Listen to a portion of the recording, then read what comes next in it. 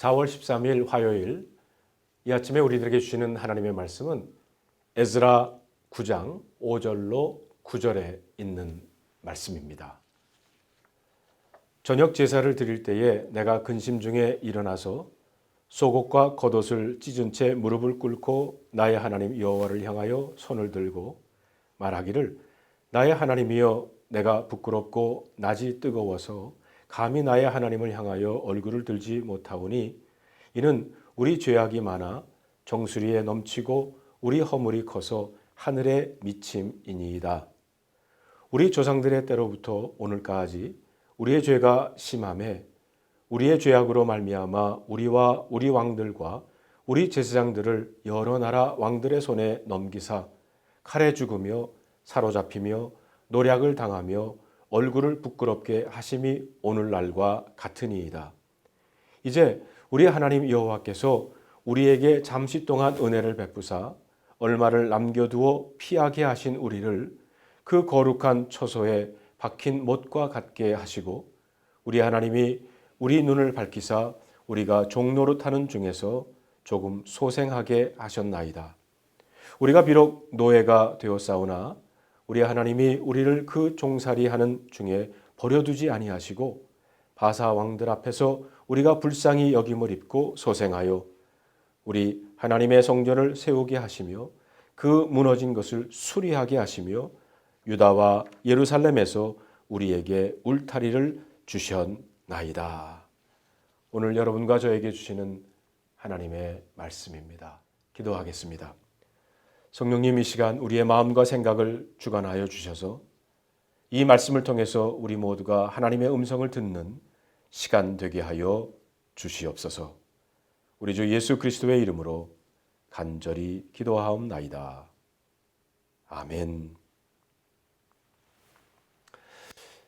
오늘 본문의 이야기는 에스라가 예루살렘으로 돌아온 지 약 4, 5개월 후에 지도자들로부터 이스라엘 백성과 그 땅의 백성들, 다시 말하면 이방인들 사이에 결혼에 관한 보고를 듣게 됩니다.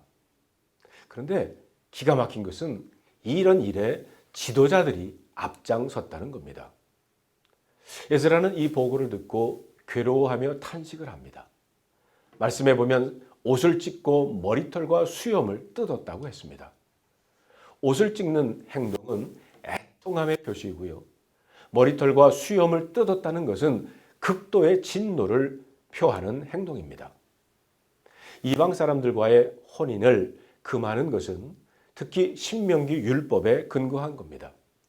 신명기 율법이 이방 사람과의 혼인을 금한 것은 혈통적인 이유 때문이 아니라 그들의 신앙의 순수성을 지키기 위한 것이었습니다. 이스라엘 공동체 안에 이방인들과의 통혼에 대해 에스라가 민감한 반응을 보이는 것은 과거 역사, 특히 이방인들과 결혼으로 인해서 하나님의 징계를 경험한 것에 대한 뼈아픈 반성으로 보입니다. 그러면서 에스라는 하나님 앞에 나와 무릎을 꿇고 손을 들고 기도합니다. 오늘 6절로 15절에 나오는 이 에스라의 기도에서 이스라엘의 지도자들이 그리고 오늘날의 지도자들이 따라야 할 모범적인 기도를 우리는 배울 수가 있습니다.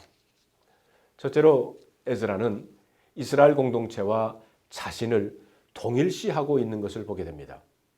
에스라는 일부 백성들이 저지른 죄와 사실은 무관한 사람이었습니다. 게다가 예루살렘으로 이제 돌아온 지 불과 4, 5개월밖에 지나지 않았습니다.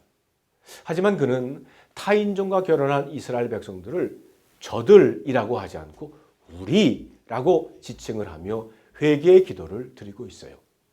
6절을 봅시다.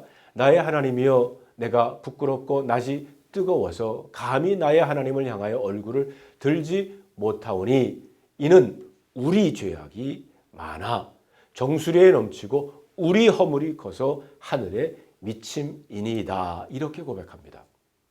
에스라는 자신을 공동체 일원으로 결속시키고 있는 겁니다. 예루살렘 공동체의 일이 곧 에스라의 일이었고 공동체의 죄가 곧 에스라의 죄인 것이라는 겁니다.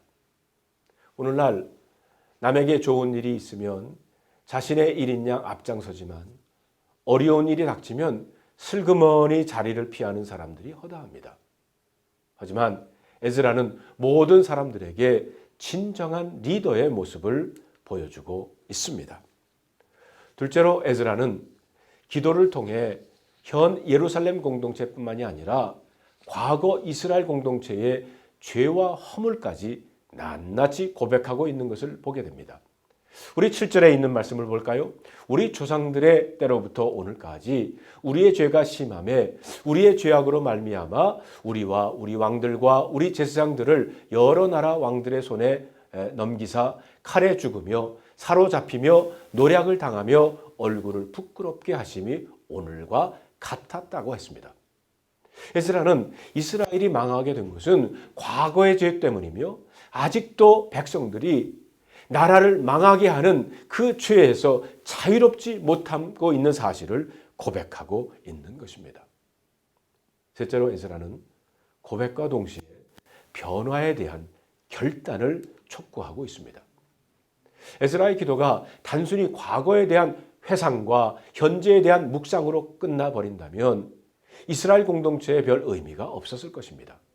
따라서 에스라는 주님의 백성들에게 회개와 함께 결단할 것을 행동으로 옮기도록 요구하고 있습니다.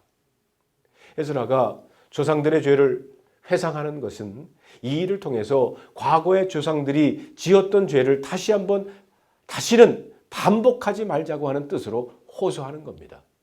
이런 면에서 과거를 묵상하는 것은 미래를 지향하는 원동력이 될 수 있습니다. 넷째로 에스라는 하나님의 자비에 대한, 은혜에 대한 믿음으로 기도를 합니다. 이스라엘 백성들이 조상 때부터 끊임없이 범죄하고 그로 인해 쫓겨난 것도 범죄로 인한 당연한 결과라고 고백을 합니다. 그러면서 8절에 보면 그러나 자비로우신 하나님께서 모든 백성들을 망하게 하지 않고 일부를 남겨주셨다고 그래요. 그리고 9절에서는 도저히 용서할 수 없는 백성들을 용서하시고 많은 복으로 백성들의 형편을 헤아리셨고 그리고 바벨론에서 돌아온 귀향민들을 통해서 끊어진 역사의 맥을 잇도록 하는 특권을 주셨다는 겁니다. 그런데 바벨론 포로 생활에서 풀려나 예루살렘으로 돌아온 이스라엘 백성들은 불과 80여 년 만에 지금처럼 다시 죄를 짓고 있다는 거예요. 따라서 하나님께서 어떤 벌을 내리시더라도 이스라엘 백성으로서는 할 말이 없다고 그는 고백합니다. 하지만 에스라는 하나님께서 조상의 죄를 반복하는 백성들을 용서하시고 복을 주시며 생명을 주신 사실을 수차례 말하면서 하나님의 용서와 그리고 은혜에 대한 기대를 표현하고 있습니다. 이런 맥락에서 볼 때 15절 말씀 이스라엘의 하나님 여호와여 주는 의로우시니 우리가 남아 피한 것이 오늘과 같사오거늘 도리어 주께서 범죄하였사오니 이로 말미암아 주 앞에서 한 사람도 감히 서지 못하겠나이다 하니라. 이 말씀은 하나님께서 이스라엘 백성들을 용서하지 않을 것이라는 불안에 대한 표현이 아니라 다시 한번 용서하실 것을 믿음과 기대의 표현이기도 합니다. 성도 여러분, 내일부터 우리들은 느헤미야를 묵상하게 됩니다. 근데 느헤미야도 역시 페르시아, 바사에서 요직에 있었던 사람 아닙니까? 그런데 예루살렘 성벽이 허물어지고 아직 복구하지 않았다는 소식을 듣고는 며칠을 슬퍼하며 하나님 앞에 금식하고 기도했습니다. 이처럼 진정한 지도자는 공동체의 죄와 아픔을 나의 것으로 받아들이고 하나님 앞에 나아가 기도할 수 있는 자입니다.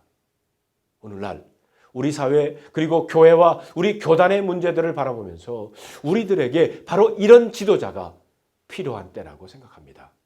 아니, 여러분과 제가 그렇게 기도할 때라고 믿습니다. 기도하겠습니다. 하나님, 에스라가 이스라엘의 그 죄를 고백하면서 이것은 나의 죄입니다. 이렇게 고백하며 하나님 앞에 은혜를 간구한 것처럼 이 시간 우리의 교회와 그리고 우리의 교단과 그리고 우리가 사는 이 사회를 내다보면서 하나님, 이것은 저의 죄 때문입니다. 우리의 죄 때문에 이런 일들이 일어나고 있습니다. 그러면서 하나님 앞에 은혜를 간구하는 우리 모두가 되게 하여 주시옵소서. 우리 주 예수 그리스도의 이름으로 간절히 기도하옵나이다. 아멘.